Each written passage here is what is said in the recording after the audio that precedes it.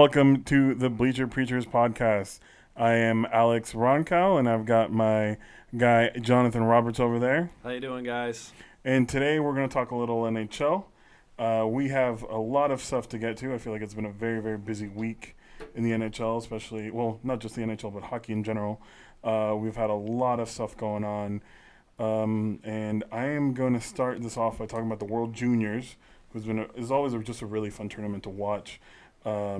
Yesterday, the Swedes lost to Canada 2-1, if I'm not mistaken. 3-1. 3-1. Empty So there was an netter. empty netter in there. I just saw the 2-1, and I'm gonna start off with that game. It was a nail biter, right, John? Not only was it a very good game by both teams, and you see the incoming talent that's going to be coming to the next level here pretty soon. These are your crop of 17, 18, 19-year-old future NHLers, and it gave us a good glimpse into what we can expect down the road. Some of these players are already draft picks playing in their minor league teams. Yeah, and for sure. within the next 5 years, you'll start seeing the names like the Kachucks, like the Brandstroms, like the Petersons or Pedersons. I'm not Yeah, exactly the sweet sure. guy. Yeah. You'll be seeing them in the NHL sooner than later, and I believe this was a good peek into that future. So Yeah, watching and- tournaments like this is exciting. And I think my favorite team of the tournament was definitely Sweden. I mean, they made it that far, and they had a really tough game against the USA. At least the matchup looked really tough. I mean, and the game, the score doesn't really tell how the game was. But I mean, yeah, Elias Peterson, I like him. I mean, I know he's a Red Wings product, if I'm not mistaken. And Canucks. Canucks. Pennerson is for the Okay, Canucks. sorry, Canucks. So he's a Canucks product, and I mean, I don't know. On a personal level, I drafted him in NHL 18, and he turned out to be pretty good. So I know that doesn't really tell the whole story, but so yeah, and I mean, we're here in Vegas. That's where Bleacher Preachers is from. So we're American, so we're going to talk about the U.S. a bit here. I mean, like John said, I really like this team. I mean, Casey Middlestat, who's a Sabres draft pick, and Brady Tkachuk, who's the brother of Matthew. They played really, really solid games, and it was just a bummer that they had to lose to Sweden the way they did. Well, with that loss to Sweden, the back-to-back shorthanded goals by Sweden was an absolute demoralizing moment for the United States. You were playing okay up until that point, but Sweden just jumped on you from that point in and kind of put the United States away. And you were hoping for at least a gold medal showing against Canada. It was going to be here in America, right on the border of Canada and Buffalo. So it was a missed opportunity for just having that great showdown. You think of 2010 when the United States and Canada played for Olympic gold. Yeah, how for sure. active of a crowd that was. So I agree. I mean, and I jokingly said to John a little bit earlier. I said it was the jerseys. They shouldn't have used the jerseys you again. can't model yourself after the Buffalo Bills. Hey! They're in the playoffs, so you can't talk smack about them. Oh wow! Did they let themselves in? Well, they Oh pretty my much gosh. did. Okay, so yeah, I mean, I agree. USA, I mean, they just had those two shorthanded goals shouldn't have happened for sure. And I mean, but like John said, you've got a bunch of a good group of young guys that's on their way up. I mean, also on top of the names that we said, you got Kiefer Bellows, who, I mean, I saw this really sweet as in endearing goal where he scored, and then there was a guy in the stands who had his Minnesota North Stars jersey on of his dad.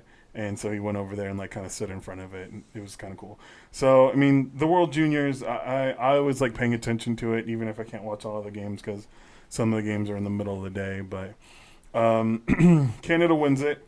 I don't think it's a big surprise that they won it, but I mean, I think it would have been cool to see USA Canada in it. And into more international hockey. So we've got a couple of weeks left until the Olympics. I want to say three or Little over a month. Little I over a believe, month. Middle Okay. of February. Middle of February. So we've got just about a month until the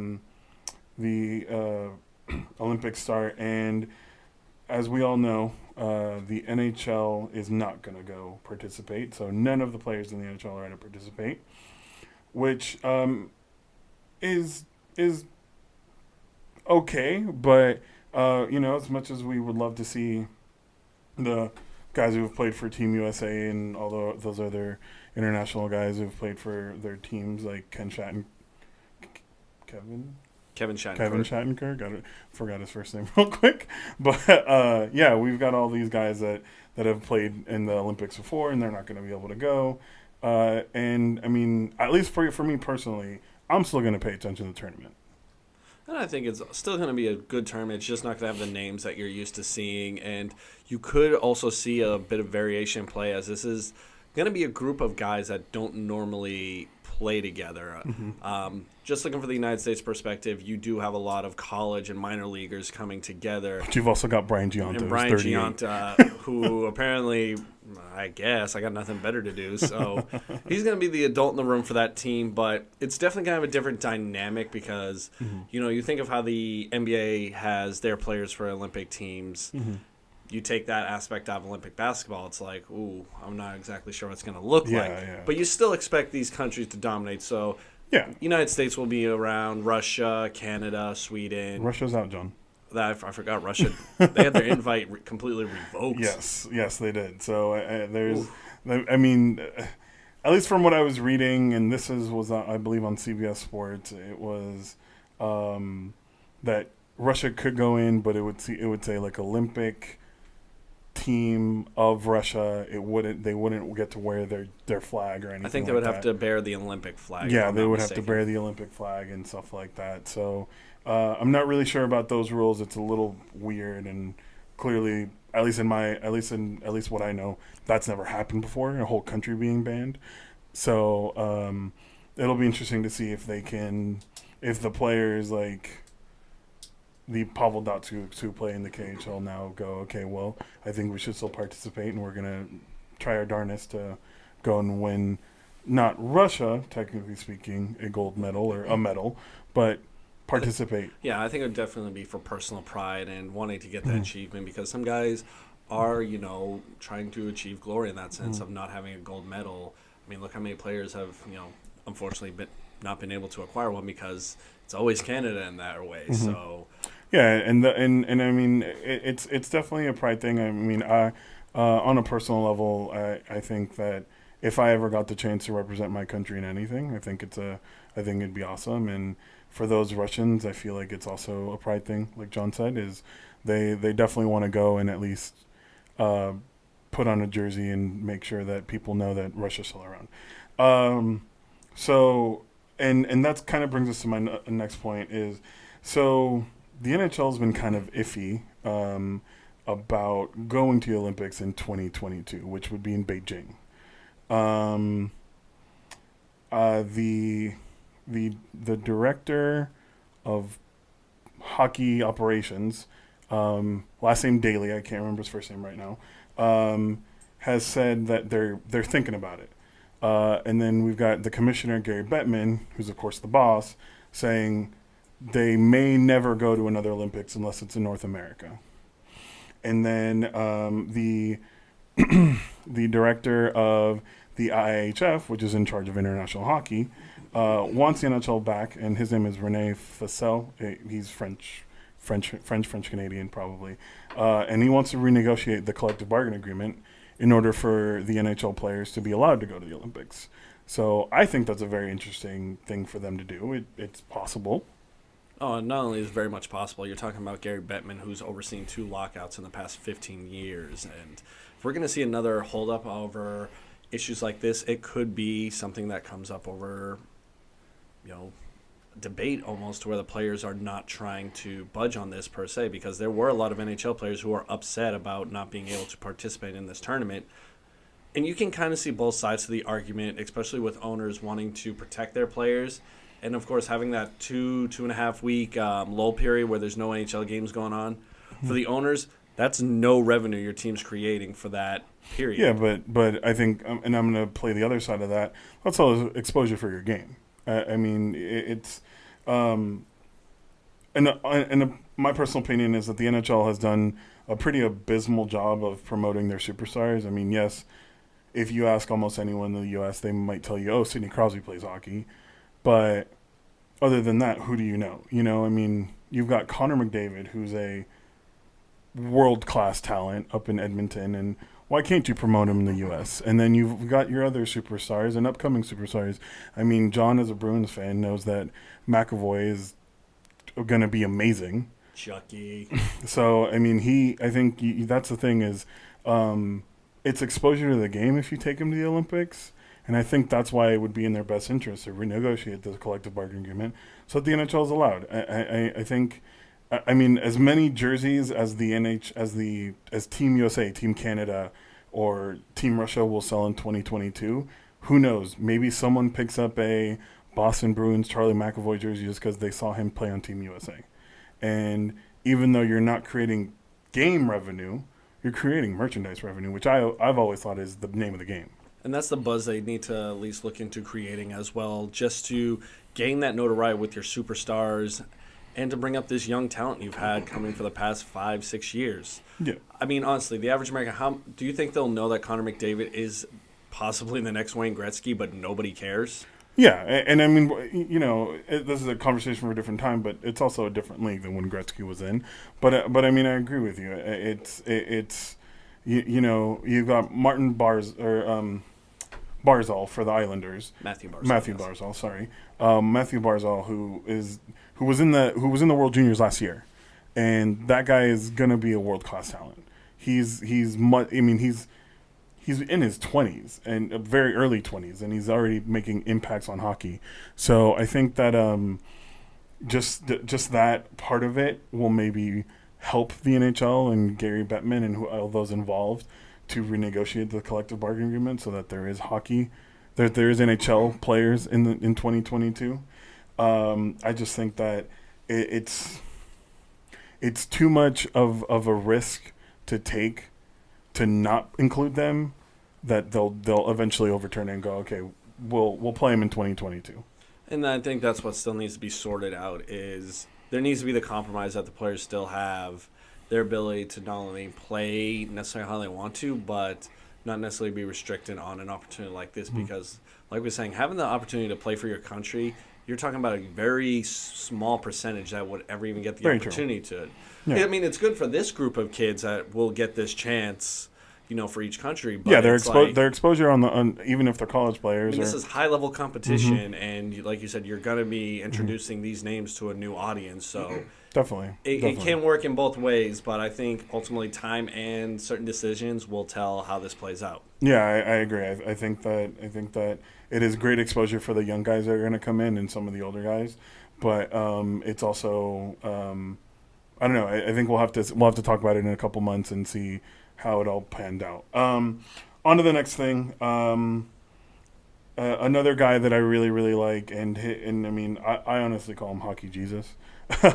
Alex Ovechkin this past week passed Wayne Gretzky for the all-time goals. No, he's now 9th on the list of all-time goals with a single franchise with 584. That's from CBS Sports. Gordie Howe, of course, and Steve Yzerman are number 1 and 2 with the Red Wings. Gordie Howe has like damn near 1,000 goals for the Red Wings. So I think that's pretty impressive. I think the fact that Alex Ovechkin has stuck around with the Capitals as long as he has. Not saying that they haven't won, but they haven't won significant games, I guess is the best way to put it. Well, they haven't won when it mattered. And that's been the biggest knock on the Capitals franchises. They've changed coaches. They brought in different pieces, but yet you haven't gone to that next level yet. And, yeah, the gold milestone is nice and everything, but a Stanley Cup, like many major championships, validates careers in an ideal sense. Yeah, and I mean, he's if I'm not mistaken, John probably knows this better than I do, but he's been to the finals once. Ovechkin has never made it past the second round. So he's never made it past the the second Eastern round. Conference Finals. So he's never made it to the conference final. No. And that's where I mean, I don't know. I feel like maybe eventually. I mean, he's in his mid-30s only. I think he's like 33. Well, you also have to consider, is his best hockey behind him? Yeah. Yes, he's still playing at a high level, but is this not necessarily an introduction to his decline? I think he's on pace to score more goals than he did last year. Which is, again, typical Ovechkin production, but looking down the road here, it's got to happen now because you can say next year.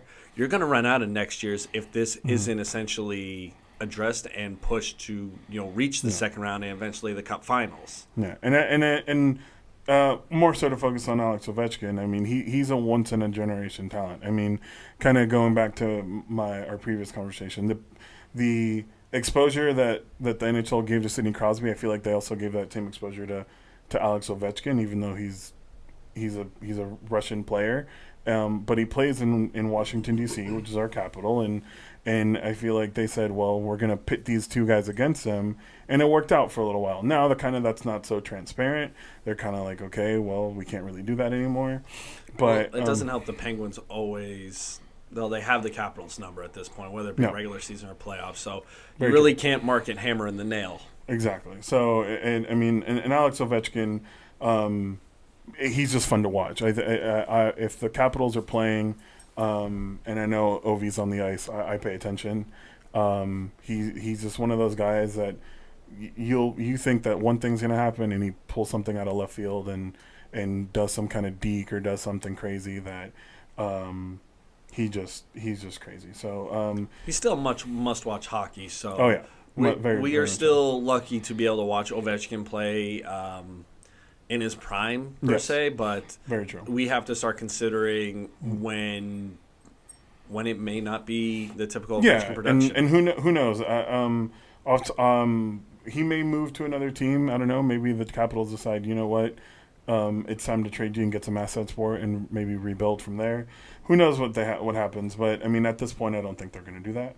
I think that's a couple of years down the road. I think you need to keep him in the sense of, again, you can bring in other pieces, but having that superstar talent is going to be what kind of keeps you in the race pretty much, because it's easy to fall into mediocrity in the NHL. And very true.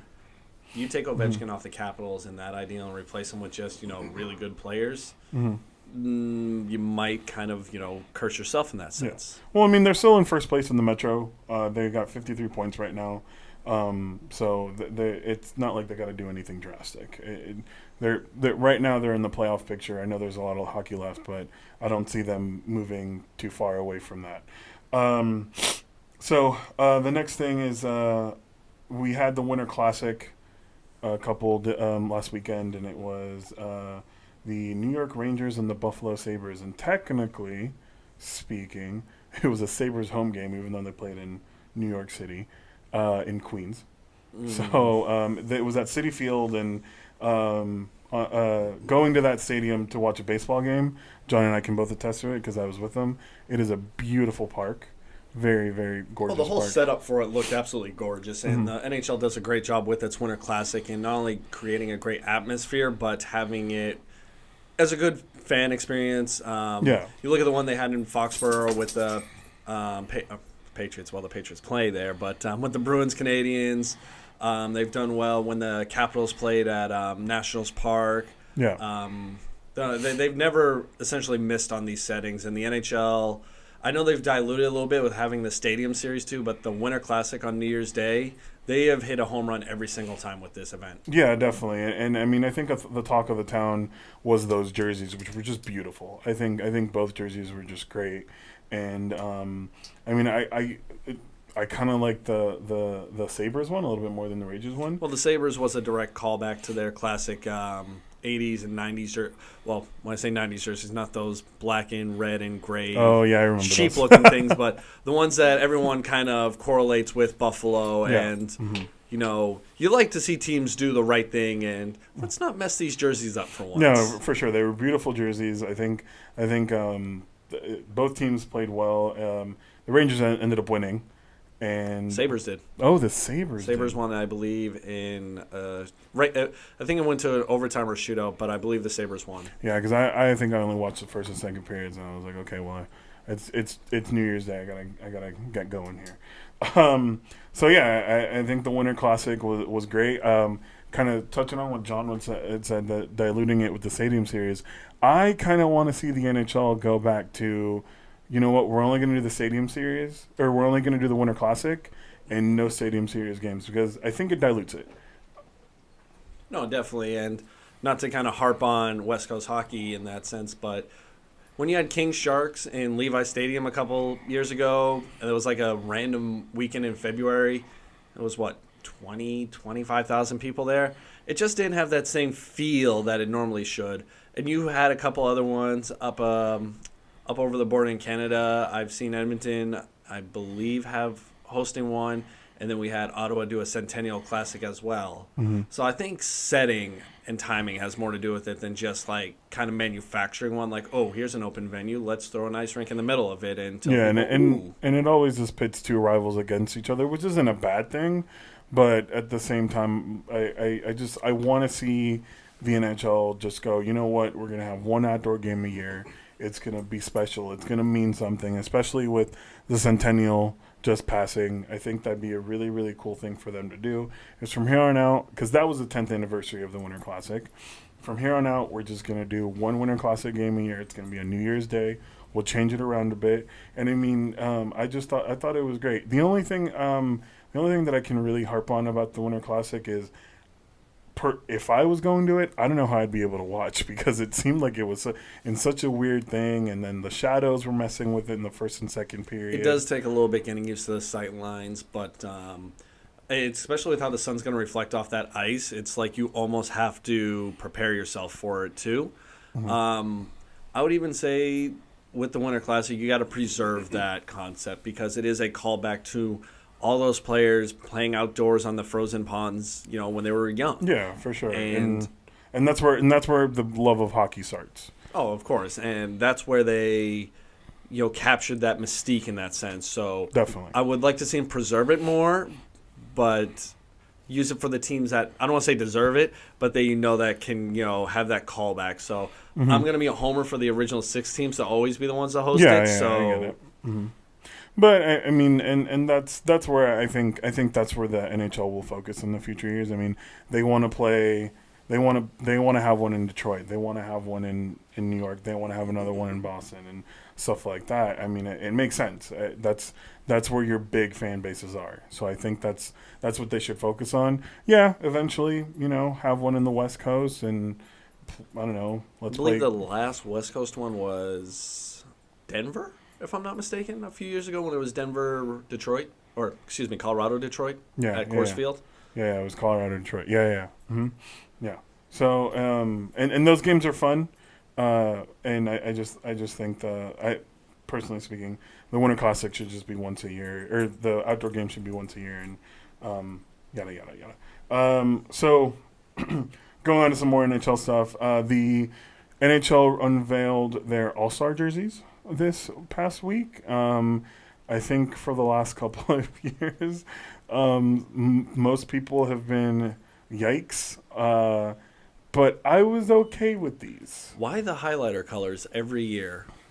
Well, I think they need to do something different, because the players always are wearing, their team's colors, whatever it may be. I think that those highlighter colors are just different, and I don't know. I mean, I guess it's a way to sell jerseys. And I think that's where you hit it on the head, because now you have 4 new jerseys. It's going to be, something different for each player. So I just don't understand, why do we need the volts? Why do we need the infrareds? Why do we need these shiny blues and everything? So I just feel like there's so many other ideas they can run with, but yes, they want that cool concept to go with it, but at the same time, is it necessarily the right thing? Because more times than not, these things are hideous. Yeah, and I mean, just because my favorite color is blue, my favorite one is the blue with yellow. But I feel, the All-Star game this year is in Tampa Bay. Yes. So I think that color was kind of a homage to them, and then I don't know. I was okay with them. I like the blue and the yellow, and then the black with the orange the most. The black and the orange is the least of all evils. Yeah. I mean, it's the most, I don't know, basic, I guess. But it, quote unquote, it is inspired by the state of Florida, and it creates a timeless aesthetic. That's from CBSSports.com. I don't know. I think that I think they're cool. I know some people have had issues with them in the past, but I like them. I don't want to be the guy that harps on jerseys in that sense, but there's just sometimes it's like it's not that hard. NHL, like don't throw these like weird, like I said, neon colors at us time and time again. Like you don't have to make it that hard, I guess. But just my 2 cents on the sweater threads. Yeah, and again, I think they'll be cool on ice. I think they will look cool on All-Star Weekend, and they'll look really, really cool. We're still gonna watch, so it's not like, oh, these things are hideous, I'm not gonna watch now. I know, but they'll be used during the 3-on-3 tournament. I don't know if they'll be used the entire weekend. All right, so that's the All-Star jerseys. Okay, so we're just gonna go and bounce around a little bit around the league. I don't know if anyone else watched this. I was dying laughing. Joe Thornton had his beard ripped out in the first period of the game against the Maple Leafs. How do you make someone else that mad? Like, I'm going to hold you by the beard and rip a good handful out. That could not have felt good. Well, Nazem Kadri and Joe Thornton just went at it in like the first couple of minutes. Start of the game. Start of the game. Yeah, Opening face-off. Opening face-off. They just said, you know what, we're going. We're gonna do this. So, he got his beard ripped out, and then the funniest thing is that it somehow ended up on the Sharks bench, and Aaron Dell, the Sharks backup goalie, had it in his glove. So that, if you haven't watched it, go watch it. It is hilarious, and don't see too many fights end with a beard being pull. ripped off. And it's funny. The Sharks, like their Twitter bio, it said, "Please don't pull out our beards" or something like that for a little while. I don't know if it's changed back now, but just hilarious, and it was just a really, really funny moment in hockey. And I mean, you get those all the time, but at the same time, I think it's great. Another thing that I saw this week that just kind of shows you where the Red Wings are headed this year. The Ottawa Senators kept the puck away from the Red Wings for a whole 2 minutes while the Red Wings were on a power play. So it was a 5-on. It was a 5-on action. A little game action. It was so it was 5-on-4. Red Wings had a power play, and then the Red Wings got a delayed penalty, and the Ottawa Senators kept the puck away from the Red Wings until they killed the so it was 5-on-5 for 2 minutes. Which was brilliant on their end because you basically kill their power play just by holding the puck the entire time. So for Ottawa to have that kind of puck discipline and being able to move it up and down the ice and essentially play keep away, that was a first for me to see something like that happen. So, I mean, good for Ottawa and having that kind of situational awareness to know that if you keep the puck long enough that you can actually preserve your 5-on-4 power play, because had Detroit just touched it up in the moment, you're just going to have even, I believe 4-on-4 for a little bit of time. So yeah, and I agree with you. It was a brilliant move by Ottawa to keep it away from them and just go, you know what, this is we're going to take advantage of this as much as we can, and just and I mean, if you haven't watched it, again, I suggest you go find it on YouTube or something. But it just looked like the Red Wings didn't care, and I mean, do the Red Wings ever care? I don't think they've cared much this season for sure. That's kind of everything that I have as far as news. I mean, the Golden Knights keep setting records left and right as an expansion team. Yawn. So, yeah, exactly. At this point, we're just sick and tired of it. But they jokingly. Jokingly. They beat Chicago last night, so we're all happy about that. But John, what's going on in the Western Conference? Well, just taking a look at the West as a whole right now, there's still a lot to be sorted out as we head into this unofficial second half. We are in the 2018 calendar year now, so we are going to see teams start playing almost 3 to 4 times a week now. So we will start seeing some more movement in the standings. Some things that stood out to me when I was just looking over some of these. Edmonton still hanging out towards the bottom of the Pacific, and I don't see it getting better immediately unless they do another major shakeup. And yeah, well, there was a minor trade on their end. They got Al Montoya from the Canadiens a couple days ago. Nothing crazy, but I mean, may help them later on. well, you're bringing a veteran back up. You just need someone to kind of, I don't want to say steal you a couple points, but able to hold down a game or two while you have to give Carey Price some rest here and there. Because if you're Montreal, No, he went to or Edmonton. excuse me, when you're Cam Edmonton, you still have Cam Talbot struggling. So you're trying to find a quick solution to your goaltending problem. So if it's just a matter of getting a different body in there, someone who maybe comes in a little bit fresher, maybe you can kind of start stealing a game or two and slowly climb back into this, because you have your Vegas, LA, Anaheim, and I believe, where did I lose you? Calgary and Vancouver all starting to slowly separate themselves, but they're all still a little cluttered, so they're all kind of like moving in a pack.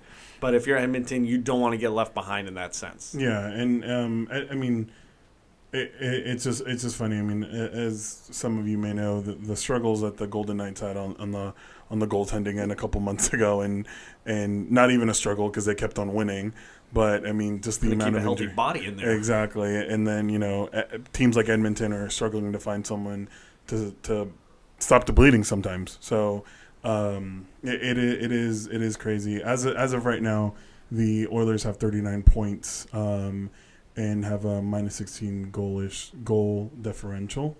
Vancouver has 37, and of course Arizona's. Well, you're still looking at, as of this morning, a 10-point gap from Vegas, who's still holding the top spot in the Pacific, all the way down 5 spots to Vancouver. So there's still a lot of movement that can happen within the next couple of weeks. So I would not be surprised to see some, I don't want to say major shakeups, but there's still a lot left to be determined. Yeah. And especially in the Central Division, which to me is by far the toughest division in hockey. Definitely. You have the Chicago Blackhawks, your perennial playoff powerhouse, sitting in last place right now, 44 points. Yeah, and I know that John and I kind of talked about this off air, but last night's game against the Knights, it was kind of to show themselves if they could beat a team that's at the top, and they didn't. It ended 5-4 Golden Knights, but at the same time, it's crazy because if you look at the Central,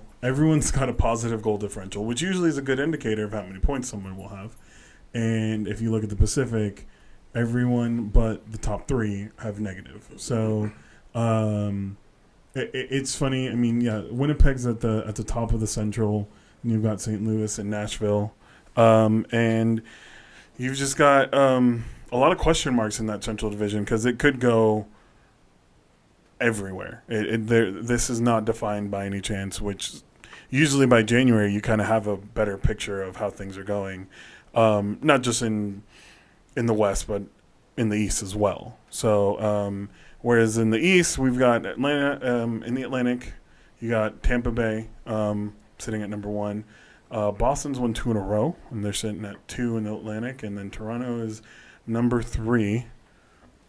But Toronto and Boston both have 50 points. Well, I think with Tampa, they're the only team that's really taken off to this point. They are 11 points ahead of second place, so it looks like they're gliding right back to the number 1 seed in the East again. So they just essentially need to keep things rolling along as they normally should. And with Boston, Toronto, you guys see them beating the teams they should, but they're also playing good quality hockey right now. So if it's going to continue in this trend, you're banking on keeping these healthy bodies in and keep beating the teams you're supposed to beat, and I think you can make a deeper run if you're Boston or Toronto. Yeah, for sure. And of course, towards the bottom, you've got Detroit, Florida, Montreal, Ottawa, Buffalo. I still think there's a big question mark on if Ottawa is going to do anything this year. I mean, they made a couple trades, and they've got Mike Smith in goal, who, in my opinion, has been their best player this whole year. But, yeah, I just don't know if there's anyone that's going to dethrone one of these top 3 teams in the Atlantic. Detroit, like I just said, seems like sometimes they look so lackadaisical.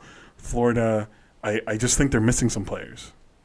And With Florida, yeah, you're missing players because you gave them away to Vegas, and now they're coming back to bite you. I mean, what more can you honestly blame outside of, we gave away these guys for essentially nothing because we want to do a salary dump, and exactly. Now you're missing that presence if you're Florida. And I mean, Montreal, I don't really know what's going on there because I mean they're always competitive, but this year it seems like they haven't. It's a mess up in Montreal. They're talking about moving Pacioretty now, and after the Subban fallout from last summer, I don't know if they can afford trading another big name like that. They brought in Claude Julien in the middle of last season to kind of get the team to play a little bit more sound defensive, tougher hockey, but it hasn't produced any wins yet, and I think those fans in Montreal, they're already having this disconnect with ownership after the Subban trade. We could be seeing that team heading for disaster if this keeps going the way it is. Definitely. And I think Buffalo, I have to – my biggest question with Buffalo is at one point do they start saying, okay, Jack Eichel, what can we do for you? And I think they've tried doing that thus far. You bring in Evander Kane, who hasn't necessarily panned out. Ryan O'Reilly was supposed to help bridge that gap as well, but you still have Alex Nylander coming up. Rasmus Ristolainen is a decent defenseman to have around. So there are pieces there, but it hasn't come together in the time that their most solid defenseman is Zach Bogosian, who's only been in the league probably about 5 or 6 years. They're still a couple years away because, like I said, they still have some guys coming up the pipeline. But I'm going to tell you, keep a lookout for this kid, Sam Reinhart, who's playing in the AHL right now. He will be making plays for Buffalo here in the near future. I think he played at the Winter Classic game and he scored a goal. Oh yes, he is already up. Excuse me. Yeah. He is already here. And I mean, like going back to our World Juniors, Casey Middlestat, he's a Buffalo Sabres guy. So I don't know. Who knows? Maybe in a couple of years they will be a lot better, and Jack Eichel is just going to mature. And I feel like he's still got his best hockey in front of him. So. So going back onto the Metropolitan, Washington is at number 1. The Devils, shocker, are number 2, and the Blue Jackets are number 3. I think that the Devils peaked a year early. And that's one thing you can never necessarily expect to happen. They are playing sound hockey right now, which, again, we weren't expecting to happen this soon, this quick. So, I mean, I give all the credit to New Jersey for not only being competitive, but actually now putting themselves in a playoff position here in the beginning of January. Yeah, and I mean, Washington, we kind of knew they were going to be towards the top. They don't really sway from that. And I mean, when you've got the players of their caliber on that team, it doesn't really change. Columbus, I feel like, has been a sneakily just really, really good team. I think that they've just got so many, I don't want to say great talent, but like solid players in Columbus.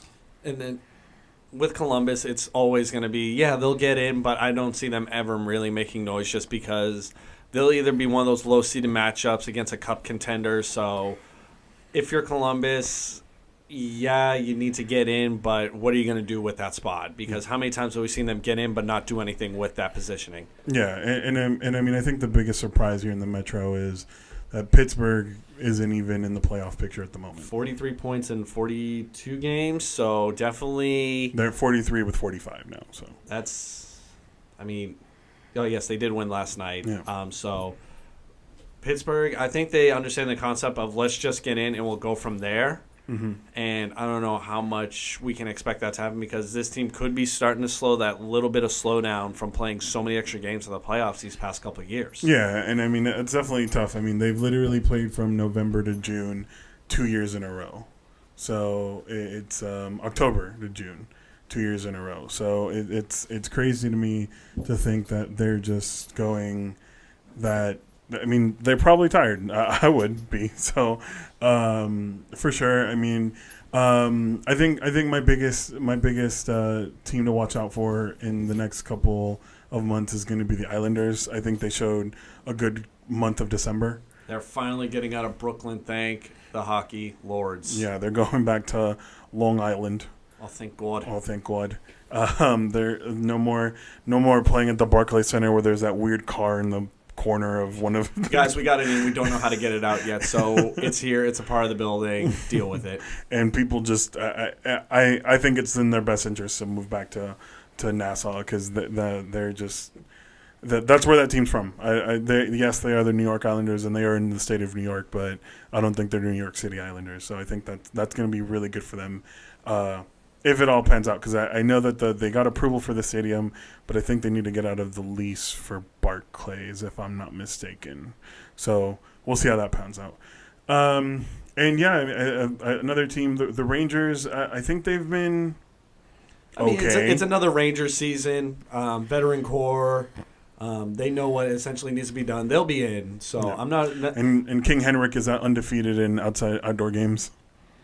No, I mean, with the Rangers, you're looking at an idea of how long can you keep this core together, especially with Henrik. He's getting up there in years, so it may not be around that much longer. Yeah, but something that we talked about earlier on today, not on the air, but I mean, you've got Jimmy Vesey, who is gonna be great. I think people give him a lot of shellac for what he did, but I think that if it's in his best interest, and it's people, I already forgot about it until people are going to move on from it. They're just going to let him play hockey. So again, my expectations for the Rangers, they'll hum right along. They'll get in the playoffs, and again, once you get in, it's a completely different season. They have the veteran goalie. They have that solid core. So if they can just get the right matchup and steal a couple games, they could be in for another deep run. Yeah, the scariest thing to me is Chris Kreider's out indefinitely for the Rangers. He has a blood clot in his right arm, so I mean, all the best to him. I hope he comes back and is fine. But at the same time, you know, those kind of injuries, whether I don't know if it's hockey related or not. They're scary, but that could also dampen their season. So, but I think that is all we have today, folks. Again, please subscribe. Please hit up us on Twitter. It's Bleach Preach Pod on Twitter. If you guys want to talk to us, I'm at Alex Roncal33 on Twitter. John's at Jonathan_R. So, but it's spelled like John. We don't need to get semantics. It already gets misspelled. I think it will be on the suggested page at some point. Okay, great. Excellent. Bleach Preach Pod. Come reach out to us, guys. We'd love to hear from you. And thank you for tuning in, guys, and you have a wonderful day. Thank you.